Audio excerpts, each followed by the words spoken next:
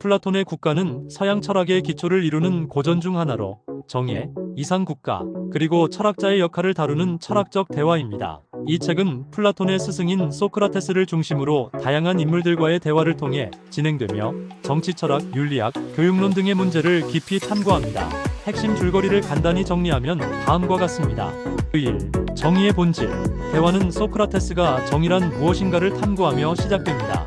케팔로스와 폴레마르코스 정의를 진실을 말하고 빚을 갚는 것 또는 친구에게 이익을 주고 적에게 해를 끼치는 것으로 정의하지만 소크라테스가 이를 반박합니다. 트라시마코스 정의는 강자의 이익이라 주장하며 권력자의 입장에서 정의를 바라봅니다.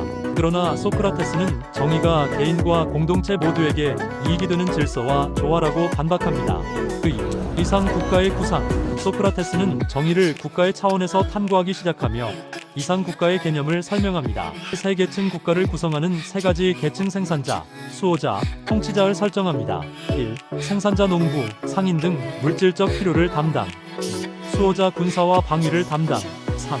통치자, 철학자로서 지혜를 갖춘 지도자. 정의의 개념. 각 계층이 자신의 역할을 다하고 다른 계층의 일을 침범하지 않는 것이 정의. 3. 철인왕의 통치.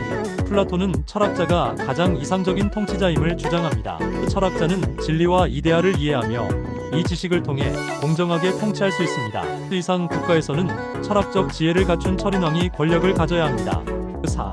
교육과 도덕. 이상 국가에서 수호자와 통치자를 양성하기 위한 교육이 중요합니다. 음악과 체육, 영혼과 신체의 균형 잡힌 성장을 위해 필요. 철학적 교육. 궁극적으로 이데아, 특히 선의 이데아를 이해하는 데 초점.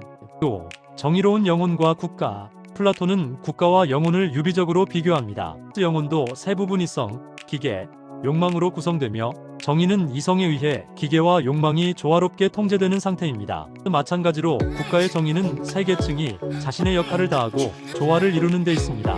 6. 동굴의 비유.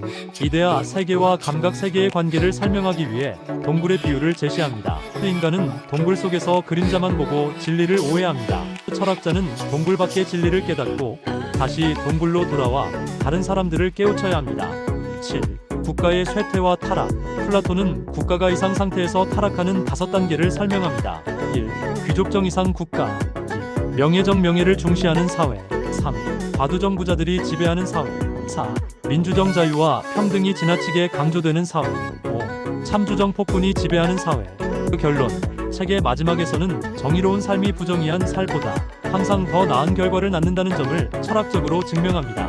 플라톤은 정의가 개인과 국가 모두에게 궁극적으로 조화와 행복을 가져다 준다고 주장합니다. 이 책은 단순히 정치 철학에 국한되지 않고 윤리, 교육, 심리학 등 다양한 주제를 다루며 현대 철학과 정치 사상에 큰 영향을 미쳤습니다.